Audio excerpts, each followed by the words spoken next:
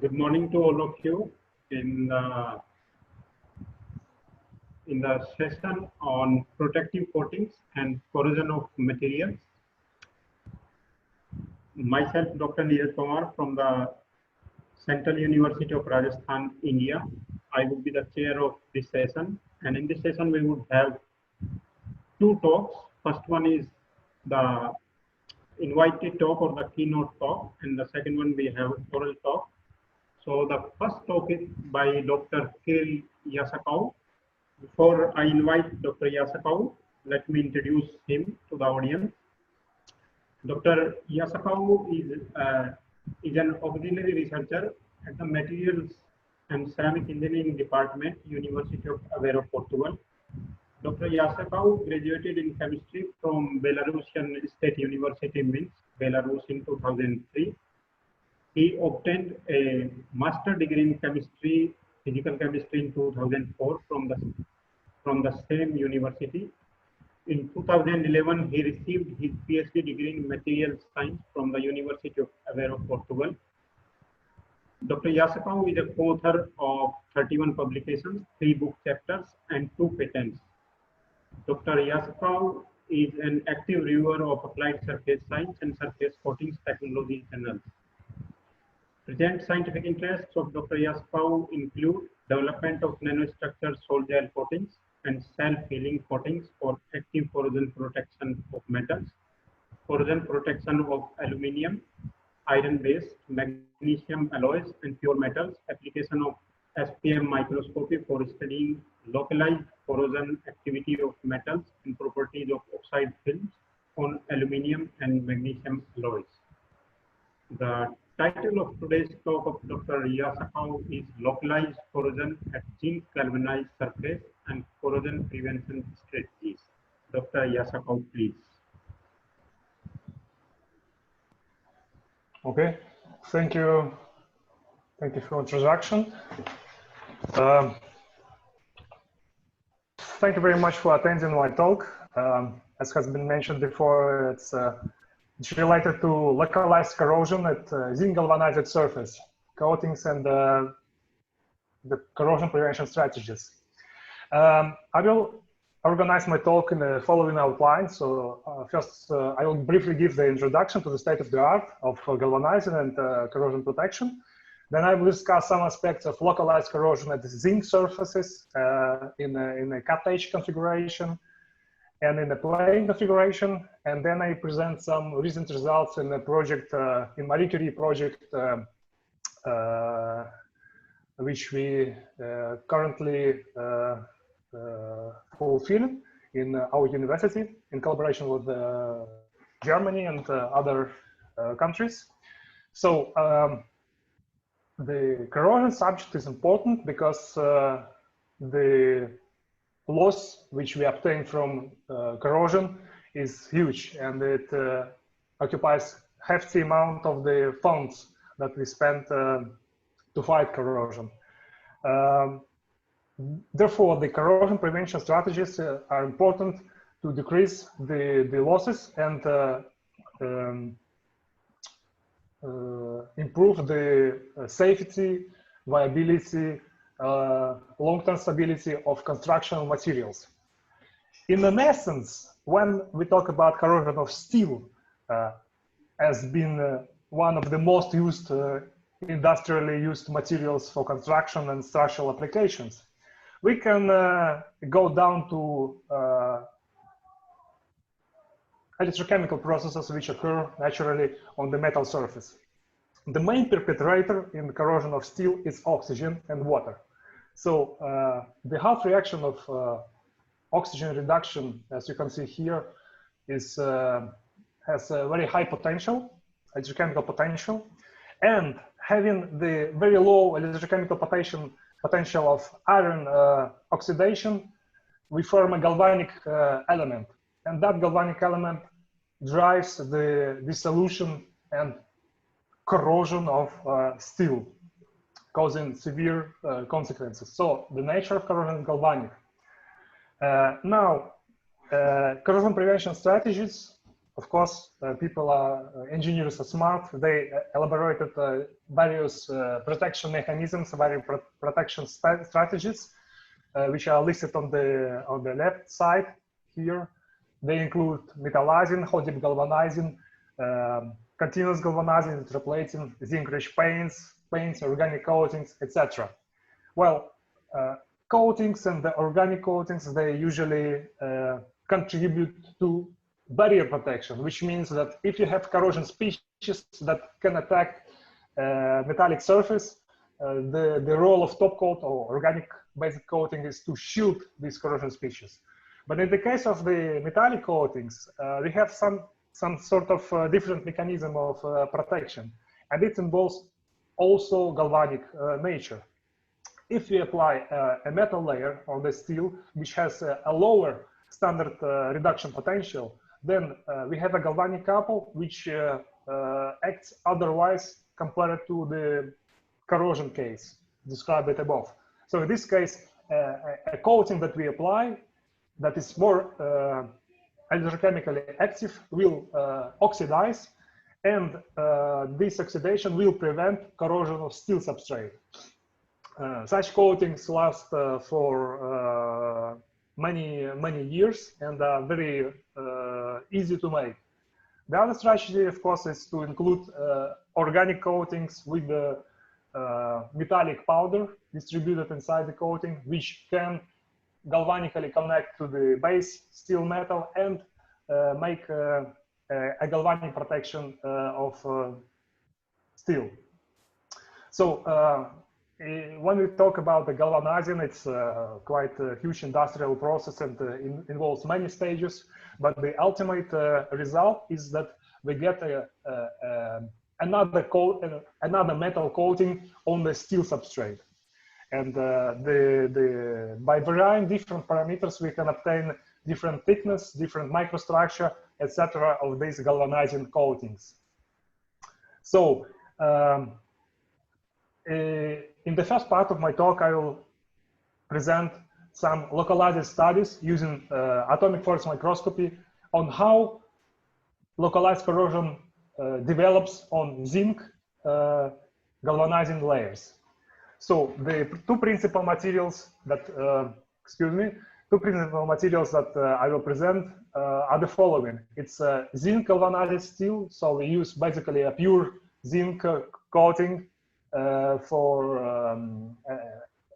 as a protective coating for steel, and the zinc aluminum magnesium alloy coating that is applied to galvanized steel. Main techniques are electron microscopy and atomic force microscopy in combination with the scanning and probe force microscopy. And there are two approaches that I'm going to present. The first is a cut edge, let's say a cross section between zinc and steel, and that cross section will be exposed to the electrolyte. And the second approach involves the electrochemical AFM technique, in which I will impose a current to the metal substrate, and I measure the surface evolution and defects formation on zinc coating. So speaking about the first approach, this is a cross-section of the galvanized steel cut edge. So the cross-section involves adhesive, zinc, and steel, and the two surfaces can be distinguished by the volta-potential difference. So this is a measure of the electrochemical nobility of the metal. For example, steel is more noble, and because it's more bright than the zinc substrate, and that is the consequence of the different work function, different work function between the steel and zinc. So we can see it by visualizing using the scanning and probe force microscopy studies. I should say a few words about the zinc aluminum magnesium galvanizing coating, which is presented on the bottom right side of the slide. So this coating involves several regions enriched with ternary binary eutectics, such as zinc 2, magnesium 2 zinc 11, or various composition of zinc magnesium phases and aluminum dispersed in the zinc solid solution matrix. Also, there are zinc solid solution zones with the most pure zinc composition, and both the galvanizing systems are used currently in industry for protection of steel. So the idea behind the in situ studies is to get insight in which zones, when we expose this cottage to the corrosion environment, in which zones we get local pits, local initiation of corrosion process. Well, I should say from my experience that these measurements are very difficult to perform, because when we expose this cottage to corrosion environment, the corrosion immediately starts. So what we have, when the corrosion starts, we have dissolution of zinc coating and precipitation of corrosion products on steel. You can see that after some minutes of immersion, we have a lot of corrosion products on the right-hand side, and also some local pits developed on the zinc layer in the middle. And then with time, the corrosion precipitates can often obstruct observation by the atomic force microscopy. But in a period of measurements, we can see the evolution of how does the depth changes with immersion time, and we can therefore establish some kind of local kinetic of dissolution in that place of the zinc substrate. In the case of the other galvanized coating, which is zinc aluminum magnesium one, we have, as I mentioned before, different eutectic regions that contain magnesium rich phases, aluminum and zinc all together. And next to these phases lie zinc solid solution zones. And the interesting fact is that when I performed the in situ measurements, when I checked how does topography change with the immersion time, I found out that the local pits can form on zinc solid solution, and also in the zones bordering the eutectic regions. So you see these black profiles across the IFM topography maps. They indicate the same zone, let's say the same position of the sample. And of course, this was quite interesting for me. And at longer immersion time, of course, the situation drastically changed, and we could see the significant corrosion at the interface. It's the right slide where there is interface between adhesive on the left side and the coating, zinc galvanizing coating. And this region also underwent some significant corrosion degradation. And the implication of this degradation at the interface is that if we would apply some kind of adhesive on the top of a galvanized layer, then the interface stability between the two parts would be compromised. And adhesives are used in car manufacturing.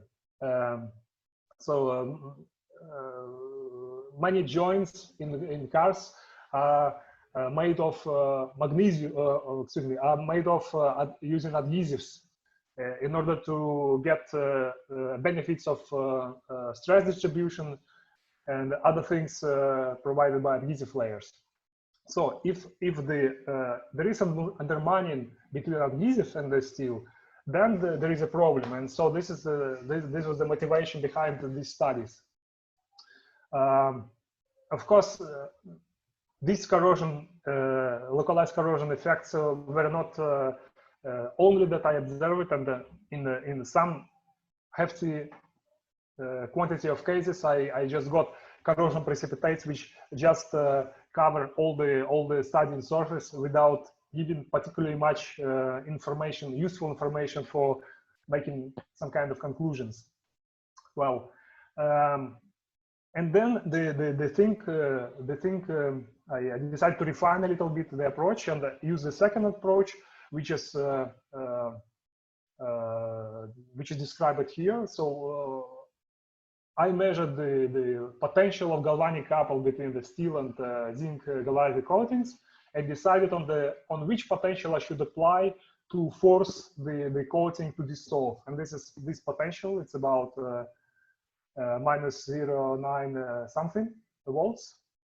And so I applied the potential stab to the electrochemical cell and then measured the evolution of surface topography on the sample.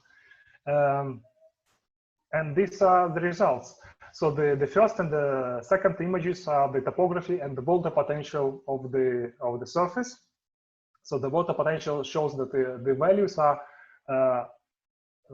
ascribed to the potential of zinc, minus 0.8 to minus 1.05 volts.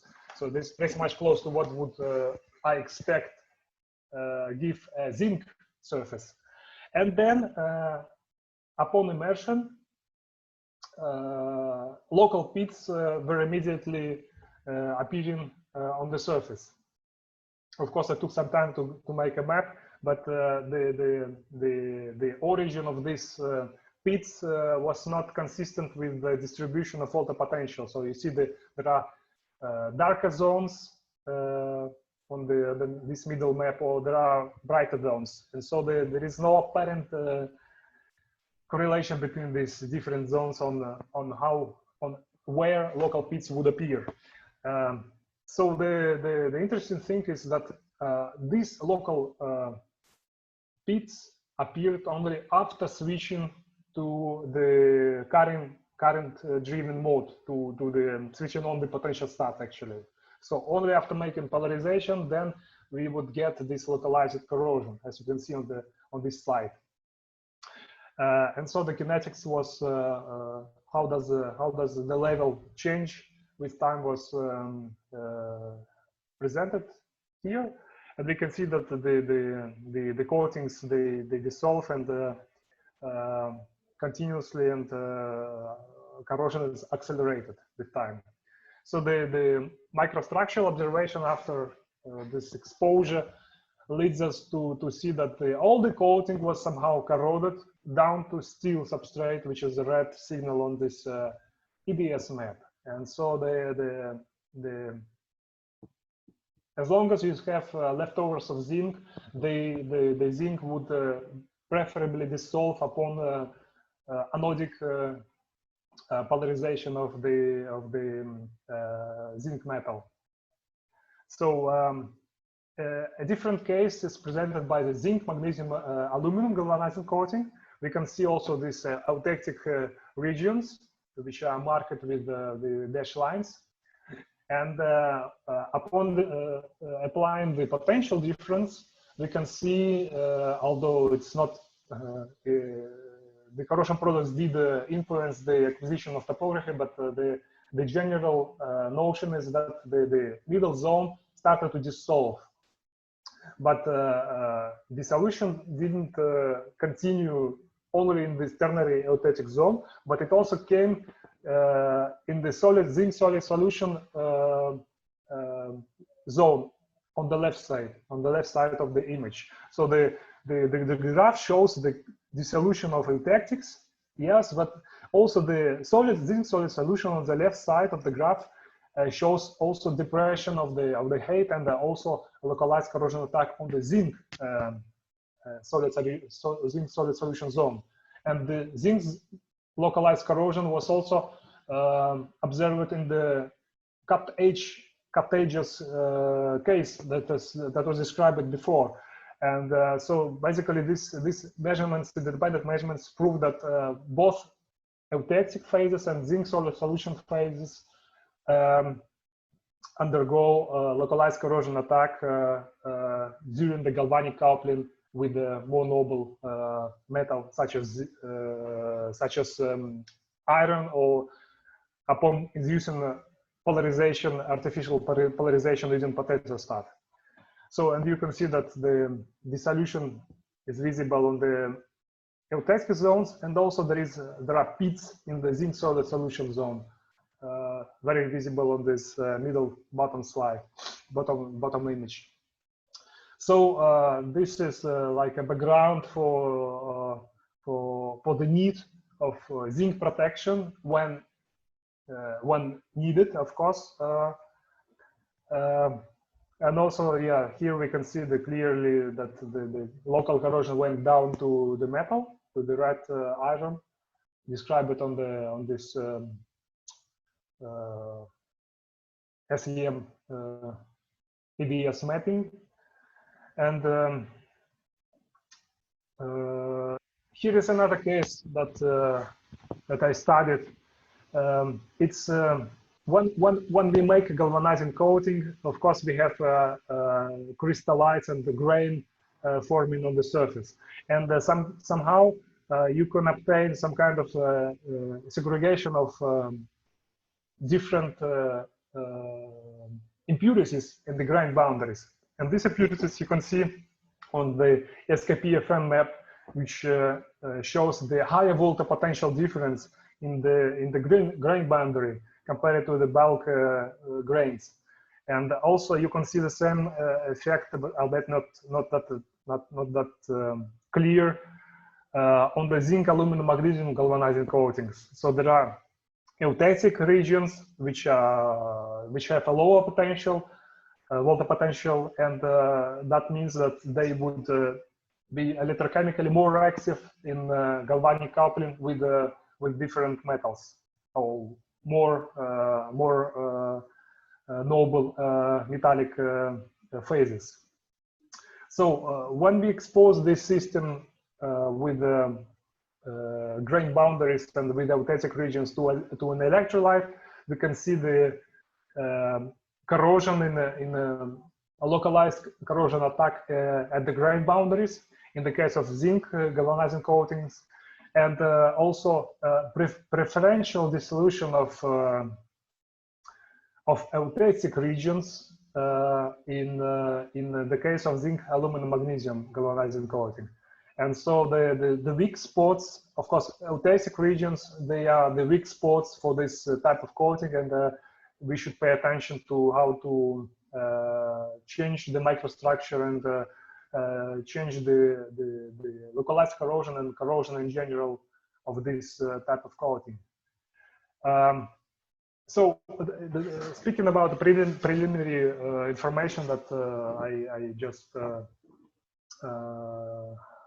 described, but in situ measurements, they are interesting, and they can really show how does the corrosion goes on the micro scale, on the big macro system, which drives very high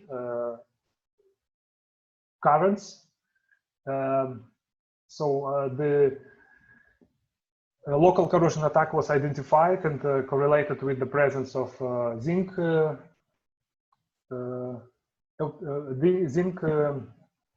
phases, and also with the presence of eutectic phases.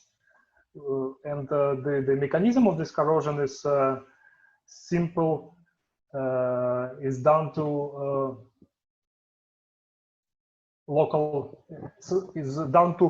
susceptibility to localized corrosion attack of both zinc solid solution and eutectic phases. So both undergo corrosion. You cannot say that the first one is not corrosing. So this study proves that it's both things corrode. So the next step was to think on how we can modify the surface. How can we tailor the surface to provide some sort of protection using other strategies than those I described it on in the state of the art on the second slide, on the third slide. So a recent project, FunCode, Marie Curie project that I'm now involved, studies application of plasma electrolytic oxidation to different metallic surfaces like magnesium, aluminum, in most cases, and also partially to zinc-based surfaces such as galvanized layers of model zinc substrates. So in this case, we impose very high potential difference between the cathode and the anode, and we have respective reactions described in this square. And why it's a plasma electrolytic oxidation is that because when we have a dielectric film build up that covers the passage of ionic species, then we have very high potential difference between the surface and the metal of the anode, which results in the breaking down and the appearance of sparks. So the charge just breaks the electric layer, and locally it forms plasma, which has quite high temperatures, and this plasma melts the corrosion products and the film around, and then it looks like it's cooking this substrate, forming this plasma electrolytic oxidation coating. And this coating is really robust and very effective in scratch resistance, resistant towards mechanical degradation, and it's actively used for protection of magnesium, for example, and aluminum. So in this respect, we created this plasma electrolytic oxidation process and extrapolated it onto zinc substrate. And in terms of the appearance, we can see what happened here on this slide. Two electrolytes were used, and one was giving a better integrity of the PO layer, while the phosphate containing electrolyte gave somewhat more porous appearance of the surface. Then the following idea was how we can modify PO coating by introducing inhibitive species to avoid corrosion of zinc. Because if we think on the purpose of this, well, we can apply this strategy to very important components made of galvanizing coatings, and provide an extra protection towards mechanical scratching, and also towards corrosion protection, towards corrosion species. So possible solutions are different, but among these I'm going to talk about the layered double hydroxide structure. So this is like a layered material which is composed of brucite type hydroxide layers, which sandwich anionic species inside.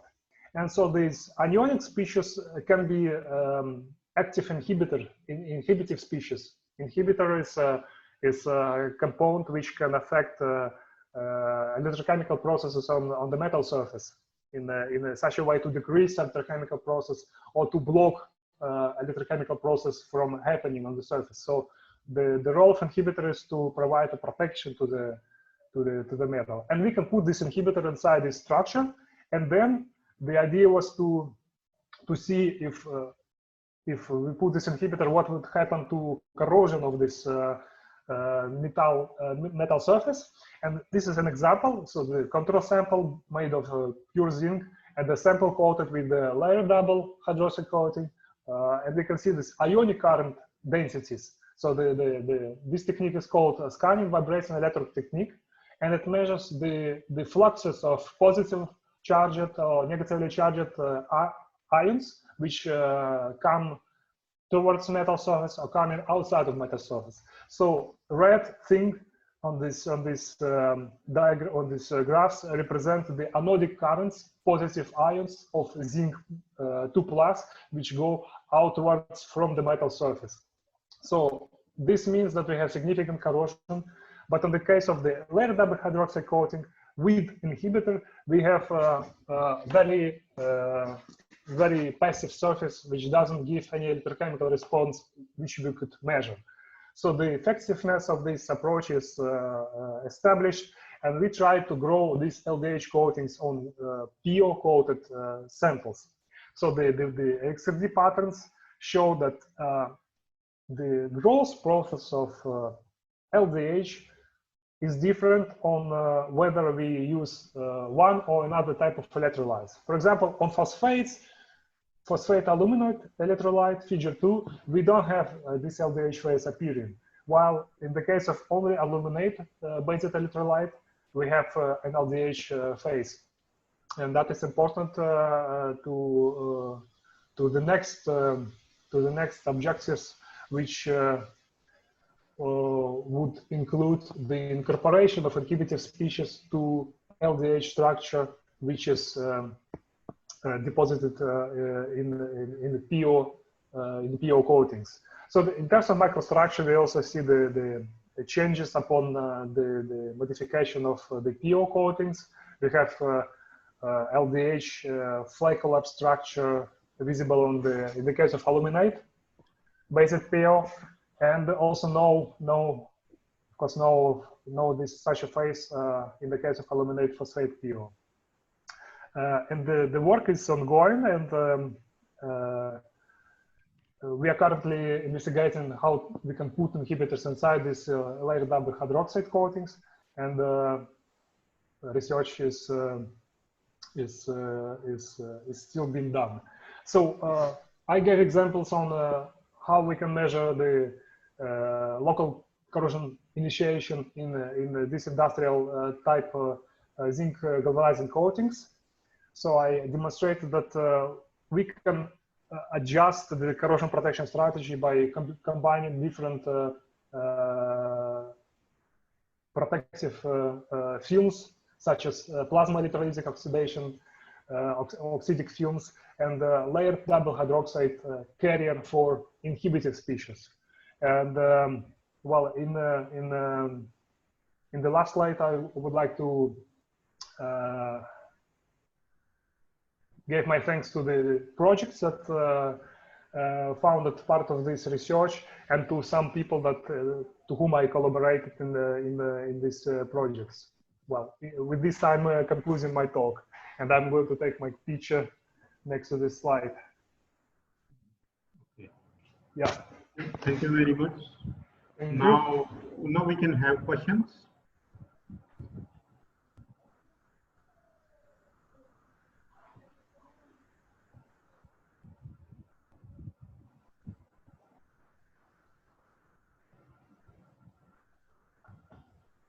Dear participants, you can ask questions to Dr. Yasakau now. I have a question. Yes, please ask. Okay. First of all, thank you for your presentation. I'm Mohammed bin Saudi, PhD student in Morocco in a chemistry file. So because I work on the coating based on silica and its derivatives, so I want to ask you if the silica have protective corrosion properties or not. Silica. Silica, yes. CO2, silica. Yes. Well, silica is relatively inert, but we should, in principle, if you make a consistent layer made of silica on the metal surface, you can provide protection to the substrate, because if it's crack-free film by itself, it can withstand corrosion species in the water solutions, or perhaps even in oxidizing atmosphere at high temperatures. In the higher alkaline solutions, silica would partially dissolve, forming silicase, and I think that in higher alkaline solutions, in water-based environment, this protection would not be too much feasible. But in case of oxidation protection against oxygen diffusion and oxygen blocking the oxygen, I think it could be feasible, but probably not as feasible as alumina, because if you make ILD deposited alumina films, which conformally coat the metal surface, then you can provide a very high degree of barrier protection, both in oxidizing environments at high temperature and in water.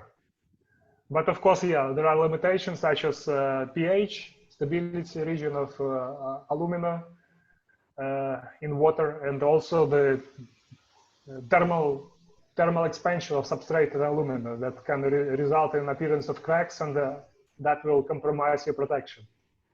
So there are a lot of things to consider. Okay, thank you. Any other question?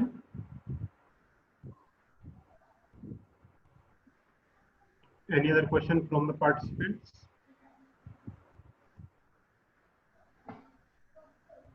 Well, you can raise hands if you have a participant window opened. You can raise hand and then notify that you have a question. Yeah. I think there is no more question, Dr. Yasakau. Okay. And I think I should thank you for such a wonderful talk. And so now we move on. Thank you very much. Okay. Okay. Thank you.